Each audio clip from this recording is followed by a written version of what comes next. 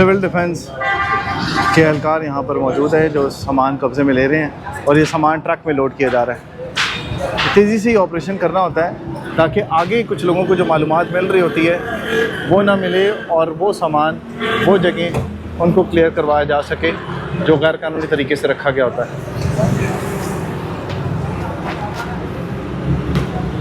ये देखें सामान सारे का सारा कब्ज़े में लिया जा रहा है।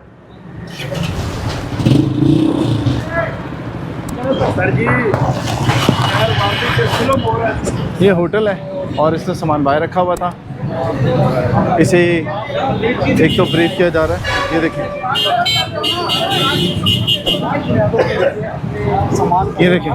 इरफान साहब ये देखिएगा ये सामान, ये देखें ये सारे इनके पता चल रहा है कि सामान यहाँ तक रखा हुआ था इन्होंने। मैंने जैसे आपको बताया था हम पहले एक स्पाई एक्टिविटी करते हैं और उसको रिकॉर्ड कर लेते हैं।